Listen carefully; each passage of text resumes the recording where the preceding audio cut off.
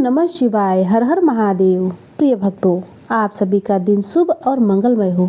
भगवान भोलेनाथ की कृपा आपके और आपके समस्त परिवार पर सदा सर्वदा बना रहे। तो प्रिय भक्तों, आज आप सुनेंगे फाल्गुन मास कथा अध्याय 7, जिसमें आप सभी भक्त लोग शिव महापुराण की कथाएं सुन रहे हैं। तो चलिए प्रिय भक्तों, आगे की कथा का शुभारंभ करते हैं। ऋषिगण बोले, हे सूत, हे महाभाग, हे व्यास शिष्य, आपको नमस्कार है।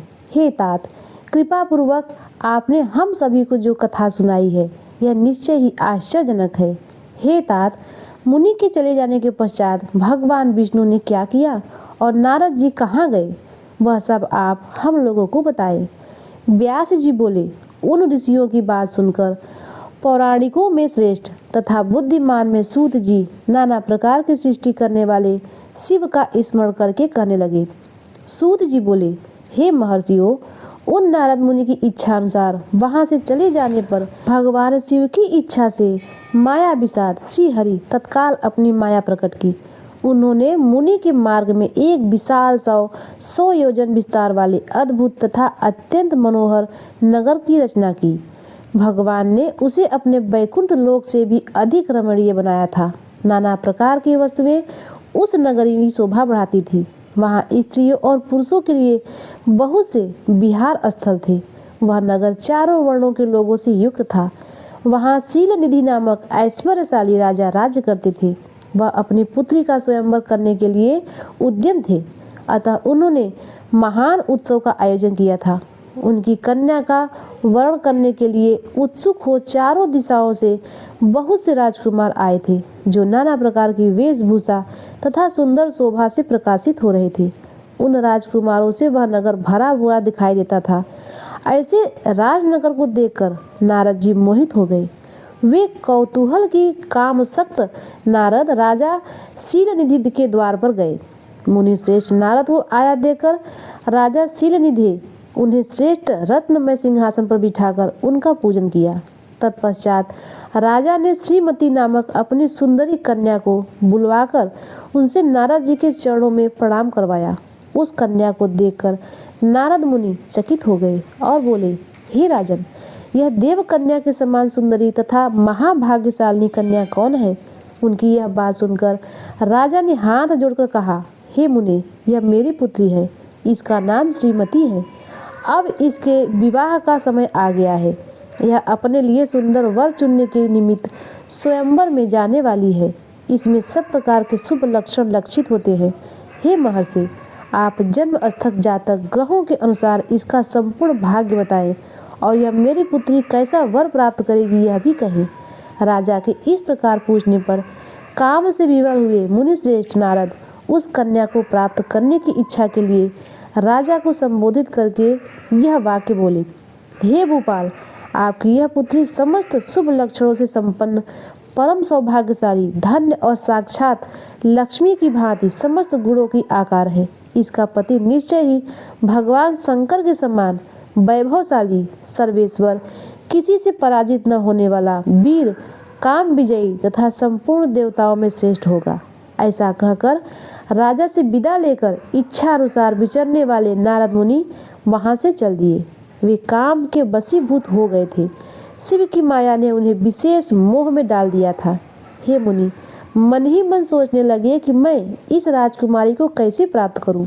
स्वयंवर में आए हुए नरेशों में से सबको छोड़कर यह एकमात्र मेरा ही वर्ण कैसे करे। समस्त नारियों को सौंदर्य सर्वथा प्रिय होता है। सौंदर्य को देखकर ही वह प्रसन्नतापूर्वक मेरे अधीन हो सकती है, इसमें संशय नहीं है। ऐसा विचार कर काम से विठ्ठल हुए मुनिवर नारद भगवान विष्णु का रूप ग्रहण करने के लिए तत्काल उनके लोक में जा पहुँचे। वहाँ भगवान विष्णु को प्रणाम करके वे यह वचन बोले, हे भगवान, मैं एकांत में आपसे अपना सारा वृत्तांत कहूँगा। तब बहुत अच्छा, यह कहकर शिव इच्छित कर्म करने वाले लक्ष्मीपति श्री हरि नारद जी के साथ एकांत में जा बैठे और बोले। तब केशव से मुनि नारद जी ने कहा। नारद जी बोले, हे भगवान, आपके भक्त जो राजा शीलनिधि हैं, वे सदा धर्म पालन में तत्पर रहते हैं। उनकी एक विशाल लोचना कन्या है जो बहुत ही सुंदरी है। उसका नाम श्रीमती है। वह जगत मोहिनी के रूप में विख्यात है और तीनों लोकों में सबसे अधिक सुंदरी है। हे विष्णु, आज मैं शीघ्र ही उस कन्या से विवाह करना चाहता हूँ। राजा शीलनिधि ने अपनी पुत्री की इच्छा से स्वयंवर रचाया है, इसीलिए चारों दिशाओं से वहाँ हजारों राजकुमार आए हुए हैं। यदि आप अपना रूप मुझे दे दें तो मैं उसे निश्चित ही प्राप्त कर लूँगा। आपके रूप के बिना वह मेरा कंठ में जयमाला नहीं डालेगी। हे नाथ, मैं आपका प्रिय सेवक हूँ, अतः आप मुझे अपना स्वरूप दे दीजिए, जिससे वह राजकुमारी श्रीमती निश्चय ही मुझे वर्ण कर ले। सूत जी बोले, हे महर्षियों, नारद मुनि की ऐसी बात सुनकर भगवान मधुसूदन हंस पड़े और शंकर के प्रभाव का अनुभव करके उन दयालु प्रभु ने उन्हें इस प्रकार उत्तर दिया। विष्णु बोले, हे मुनि, आप अपने अभिष्ट स्थान को जाइए। मैं उसी तरह आपका हित साधन करूंगा, जैसे श्रेष्ठ वैद्य अत्यंत पीड़ित रोगी का हित करता है, क्योंकि आप मुझे विशेष प्रिय हैं। ऐसा कहकर भगवान विष्णु ने नारद मुनि को मुख तो वानर का दे दिया और शेष अंगों में अपने जैसा स्वरूप देकर वे वहां से अंतर्ध्यान हो गए। भगवान की पूर्वोक्त बात सुनकर और उनका मनोहर रूप प्राप्त हो गया समझकर नारद मुनि को बड़ा हर्ष हुआ। वे अपने को कृत्य कृत्य मानने लगे, किंतु भगवान के प्रयत्न को वे समझ न सके। तदंतर मुनि श्रेष्ठ नारद शीघ्र ही उस स्थान पर जा पहुँचे जहाँ राजा शीलनिधि राजकुमारी से भरी हुई स्वयंवर सभा का आयोजन किया था। हे विप्रवरों, राजपुत्रों से घिरी हुई वह दिव्य स्वयंवर सभा दूसरी इंद्र सभा के समान अत्यंत शोभा पा रही थी। नारद जी उस राज्यसभा में जा बैठे और वहां बैठकर प्रसन्न मन से बार बार यही सोचने लगे कि मैं भगवान विष्णु के समान रूप धारण किया हूँ, अतः वह राजकुमारी अवश्य ही मेरा ही वर्णन करेगा, दूसरे का नहीं। मुनि श्रेष्ठ, नारद को यह ज्ञात नहीं था कि मेरा मुंह कुरूप है। हे विप्रो, उस सभा में बैठे हुए सभी मनुष्यों ने मुनि को उनके पूर्व रूप में ही देखा। राजकुमार आदि कोई भी उनके रूप परिवर्तन के रहस्य को न जान सके।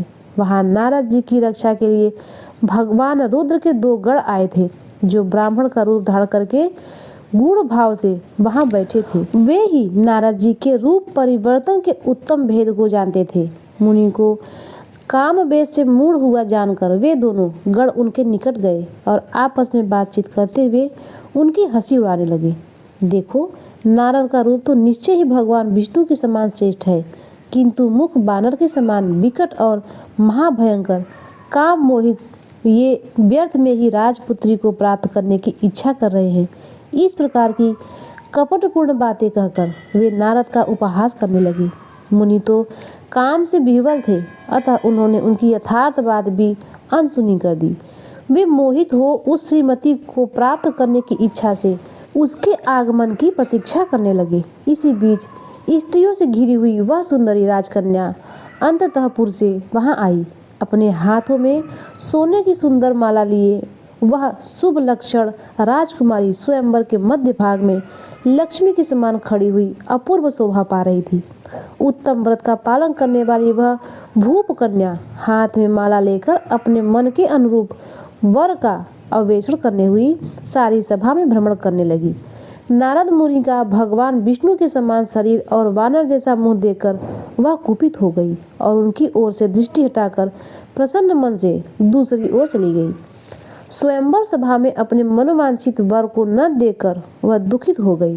राजकुमारी उस सभा के भीतर चुपचाप खड़ी रह गई और उसने किसी के गले में जयमाला नहीं डाली। इतने में राजा के समान वेशभूषा धारण किए हुए भगवान विष्णु वहां आ पहुंचे। किन्हीं दूसरे लोगों ने उनको वहां नहीं देखा, केवल उस कन्या ने ही उन्हें देखा। भगवान को देखते ही उस परम सुंदरी राजकुमारी का मुख प्रसन्नता से खिल उठा। उसने तत्काल ही उनके कंठ में वह वरमाला पहना दी। राजा का रूप धारण करने वाले भगवान विष्णु उस राजकुमारी को साथ लेकर तुरंत अदृश्य हो गए और अपने धाम को जा पहुंचे। इधर सब राजकुमार श्रीमती की ओर से निराश हो गए। नारद मुनि तो काम वेदना से आतुर हो रहे थे, इसीलिए वे अत्यंत विठ्ठल हो उठे।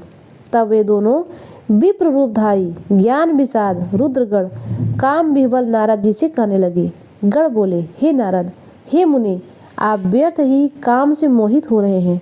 और सौंदर्य के बल से राजकुमारी को पाना चाहते हैं। वानर के समान अपना घृणित मुंह तो देख लीजिए।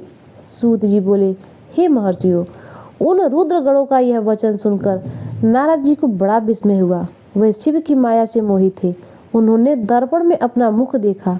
वानर के समान अपना मुंह देखकर वे तुरंत ही कुपित हो उठे और माया से मोहित होने के कारण उन दोनों शिवगणों को वहां यह शाप दे दिया, तुम दोनों ने मुझे ब्राह्मण का उपहास किया है, अतः तुम दोनों ब्राह्मण के वीर से उत्पन्न राक्षस हो जाओ। ब्राह्मण की संतान होने पर भी तुम्हारे आकार राक्षस के समान ही होंगे। इस प्रकार अपने लिए शाप सुनकर ज्ञानियों में श्रेष्ठ वे दोनों शिवगण मुनि को मोहित जानकर कुछ नहीं बोले। हे ब्राह्मणों, वे सदा सब घटनाओं में भगवान शिव की इच्छा मानते थे, अतः उदासीन भाव से अपने स्थान को चले गए और भगवान शिव की स्तुति करने लगे। ऋषिगण बोले, हे महाप्राज्ञ, हे सूत, आपने बड़ी अद्भुत कथा का वर्णन किया है। भगवान शंकर की माया धन्य है, यह चराचर जगत उसी के अधीन है। भगवान शंकर के वे दोनों गण जब अपनी इच्छा से कहीं अन्यत्र चले गए, तब काम विह्वल और अपमान से क्षुद्र मुनि नारद ने क्या किया? सूत जी बोले, शिव जी इच्छा से विमोहित उस राजकुमारी के प्रति विशेष आसक्ति होने के कारण अन्य अनर्थ के ज्ञान से रहित मुनि ने उन दोनों को यथोचित शाप देकर जल में अपना मुख और स्वरूप देखा। शिव इच्छा के कारण उन्हें ज्ञान नहीं हुआ और विष्णु के द्वारा किए गए छल का स्मरण करके दुस्सह क्रोध में आकर वे उसी समय विष्णु लोक में जा पहुँचे। शिव की इच्छा से ज्ञान शून्य तथा समिधा युक्त जल रही अग्नि के समान क्षुद्र वे नारद विष्णु से अत्यंत अप्रिय व्यंग वचन कहने लगे। नारद जी बोले, हे हरे, तुम बड़े दुष्ट हो, कपटी हो और समस्त विश्व को मोह में डाल रहते हो। दूसरों का उत्साह तुमने सहा नहीं जाता। तुम मायावी हो और तुम्हारा अंतकरण मलिन है। पूर्व काल में तुमने मोहिनी रूप धारण करके कपट किया, असुरों को वाणी मदिरा पिलाया और उन्हें अमृत नहीं पीने दिया। छल कपटों में रत रहने वाले हे हरे, यदि महेश्वर रुद्र दया करके विष न पी लेते तो तुम्हारी सारी माया उसी दिन समाप्त हो जाती। हे विष्णु, कपटपूर्ण चाल तुम्हें अधिक प्रिय है। तुम्हारा स्वभाव अच्छा नहीं है। भगवान शंकर ने तुम्हें स्वतंत्र बना दिया है। परमात्मा शंकर के द्वारा ऐसा करके अच्छा नहीं किया और तुम उनके प्रभाव बल को जानकर स्वतंत्र होकर कार्य करते रहते हो। तुम्हारी इस चाल ढाल को समझकर अब वे भगवान शिव भी पश्चाताप करते होंगे। अपनी वाणी रूप वेद की प्रामाणिकता स्थापित करने वाले महादेव जी की ब्राह्मणों को सर्वोपरि बताया है। हे हरे, इस बात को जानकर आज मैं बलपूर्वक तुम्हें ऐसी सीख दूंगा जिससे तुम फिर कभी कहीं भी ऐसा कर्म नहीं कर सकोगे। अब तक किसी तेजस्वी पुरुष से तुम्हारा पाला नहीं पड़ा था, इसीलिए आज तक तुम निडर बने हुए हो। परंतु हे विष्णु, अब तुम्हें अपने द्वारा किए गए कर्म का फल मिलेगा। भगवान विष्णु से ऐसा कहकर माया मोहित नारद मुनि अपने ब्रह्म तेज का प्रदर्शन करते हुए क्रोध से खिन्न उठे और शाप देते हुए बोले, हे विष्णु, तुमने स्त्री के लिए मुझे व्याकुल किया है। तुम इसी तरह सबको मोह में डालते रहते हो। यह कपट पूर्ण कार्य करते हुए तुमने जिस रूप से मुझे संयुक्त किया था, उसी रूप से हरे तुम मनुष्य हो जाओ और स्त्री के लिए दूसरों को दुख देने वाले तुम भी स्त्री के वियोग का दुख भोगो। तुमने जिन वानर को समान मेरा मुंह बनाया है, वे ही उस समय तुम्हारे सहायक हो। तुम दूसरों को स्त्री विरह का दुख देने वाले हो, अतः स्वयं भी तुम्हें स्त्री के वियोग का दुख प्राप्त हो और अज्ञान से मोहित मनुष्यों के समान तुम्हारी स्थिति हो। अज्ञान से मोहित हुए नारद जी मोहवश श्री हरि को जब इस तरह शाप दिया, तब उन विष्णु ने शंभु की माया की प्रशंसा करते हुए उस शाप को स्वीकार कर लिया। तदंतर महालीला करने वाले शंभु ने अपनी उस विश्व मोहिनी माया को, जिसके कारण ज्ञानी नारद मुनि भी मोहित हो गए थे, खींच लिया। उस माया के तिरोहित होते ही नारद जी पूर्वतः शुद्ध बुद्धि से युक्त हो गए।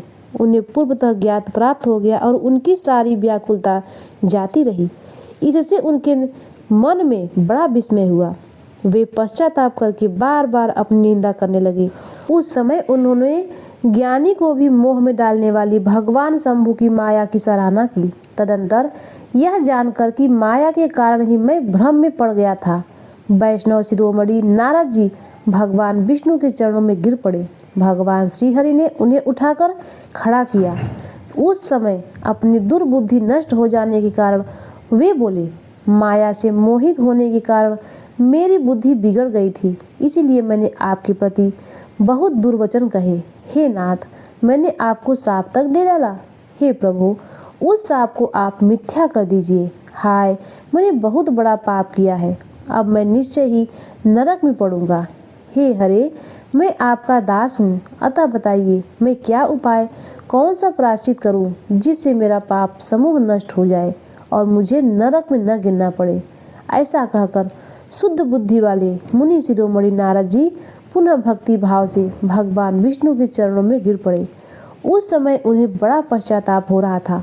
तब श्री विष्णु उन्हें उठाकर मधुर वाणी में कहने लगे। विष्णु बोले, हे तात, खेद मत कीजिए, आप मेरे श्रेष्ठ भक्त हैं, इसमें संशय नहीं है। मैं आपको एक बात बताता हूँ, सुनिए, उससे निश्चय ही आपका परम हित होगा। आपको नरक में नहीं जाना पड़ेगा, भगवान शिव आपका कल्याण करेंगे। आपने मद से मोहित होकर जो भगवान शिव की बात नहीं मानी थी, उसकी अवहेलना कर दी थी, उसी अपराध का ऐसा फल भगवान शिव ने आपको दिया है, क्योंकि वे ही कर्म फल के दाता हैं। आप अपने मन में यह दृढ़ निश्चय कर लीजिए कि भगवान शिव की इच्छा से ही यह सब कुछ होता है। सबके स्वामी परमेश्वर शंकर जी गर्व को दूर करने वाले हैं। वे ही पर ब्रह्म हैं, परमात्मा हैं। उन्हीं का सच्चिदानंद रूप से बोध होता है। वे निर्गुण हैं, निर्विकार हैं और सत्व रज तथा तम इन तीनों गुणों से परे हैं। वे ही अपनी माया को लेकर ब्रह्मा विष्णु और महेश इन तीन रूपों में प्रकट होते हैं। निर्गुण और सगुण भी वे ही हैं। निर्गुण अवस्था में उन्हीं का नाम शिव है। वही परमात्मा महेश्वर, पर ब्रह्म, अविनाशी, अनंत और महादेव आदि नामों से कहे जाते हैं। उन्हीं की सेवा से ब्रह्मा जी जगत के सृष्टा हुए हैं। मैं तीनों लोकों का पालन करता हूँ और वे स्वयं ही रुद्र रूप से सदा सबका संहार करते हैं। वे शिव रूप से सबके साक्षी हैं, माया से भिन्न और निर्गुण हैं। स्वतंत्र होने के कारण वे अपनी इच्छा के अनुसार चलते हैं। उनका विहार आचार व्यवहार उत्तम है और वे भक्तों पर दया करने वाले हैं।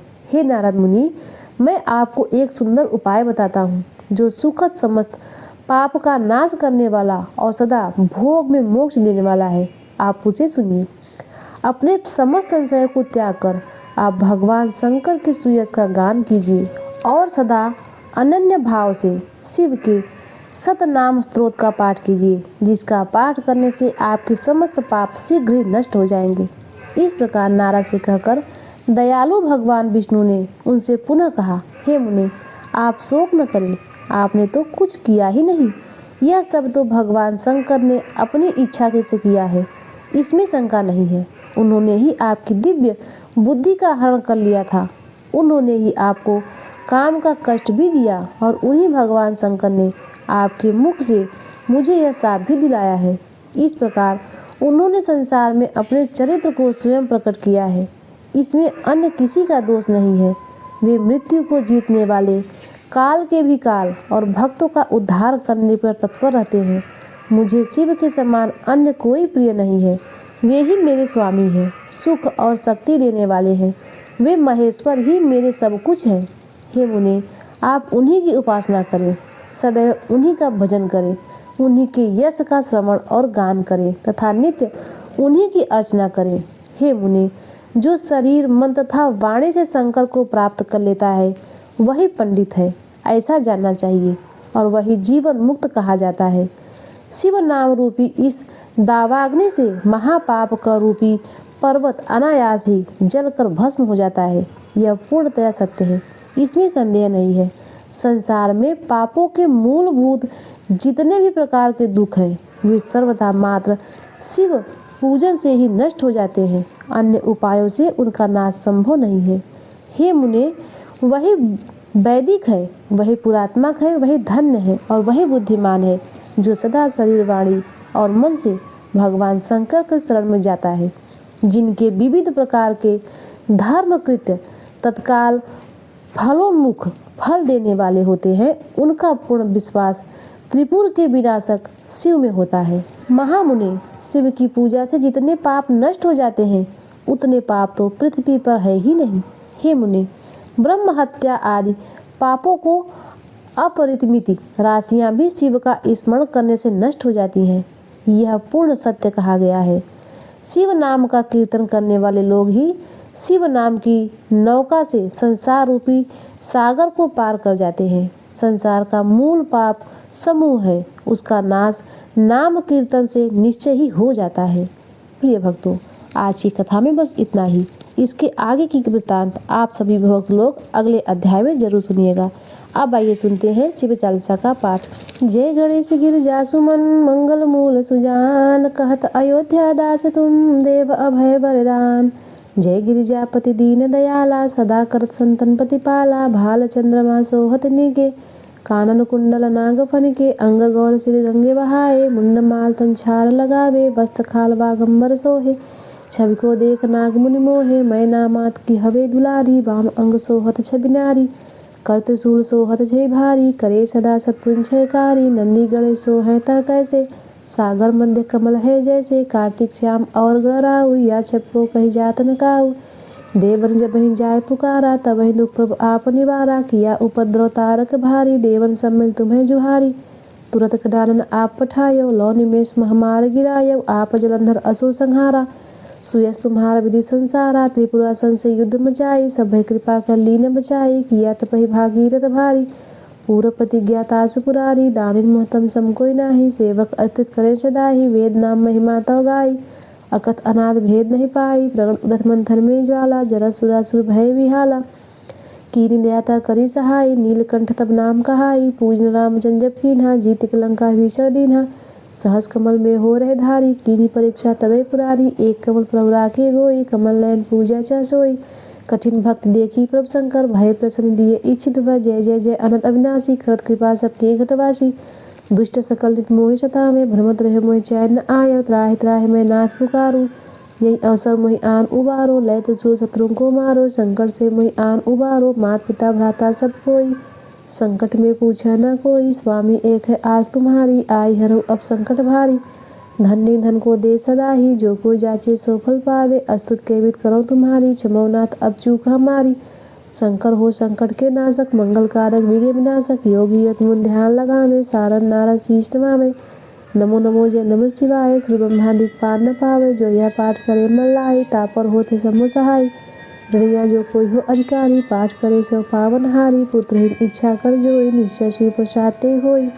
पंडित त्रयोदशी को लावे, ध्यान पूर्वक होम करावे। त्रयोदशी व्रत करे हमेशा, तन नहीं ताके रहे कलेशा। धूप दीप नैवेद्य चढ़ावे, शंकर सम्मुख पाठ सुनावे। जम जम के पाप नशावे, अंतवास शिवपुर में पावे। कहे अयोध्या दास तुम्हारी, जान सकल दुख हरऊ हमारी। नित नेम कर प्राति ही पाठ गौरा चालीसा। तुम मेरी मनोकामना पूर्ण करो जगदीश। मग 67 है मंत्रित संवत 64 जान। अस्तु चालीसा शिव ही पूर्ण की कल्याण। ओम नमः शिवाय। प्रिय भक्तों, अब आइए सुनते हैं शिव जी की आरती। ओम जय शिव ओमकारा, हरि जय शिव ओमकारा। ब्रह्मा विष्णु सदा शिव अर्धांगी धारा। एकानन चतुरानन पंचानन राजे। हंसानन गरुड़ासन वृषवाहन साजे।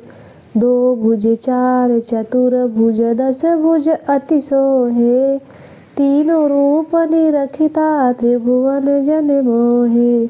अक्षमाला वनमाला मुंडमाला धारी। चंदन मृग मद सोहे भोले शशिधारी। श्वेतांबर पीतांबर वागंबर अंगे। सनकादिक प्रभुतादिक भूतादिक संगे। कर में मध्य कमंडल चक्र त्रिशूल धरता। जन करता जग भरता, जग संहार करता। ब्रह्मा विष्णु सदा शिव जानत अविवेका। स्वर्णाक्षर में शोभित ये तीनों एका। त्रिगुण स्वामी जी की आरती, जो कोई नर गावे, कहत शिवानंद स्वामी सुख संपत्ति पावे। जय शिव ओमकारा, हर जय शिव ओमकारा। प्रिय भक्तों, एक बार प्रेम से बोलिए नमः पार्वती पतये हर हर महादेव।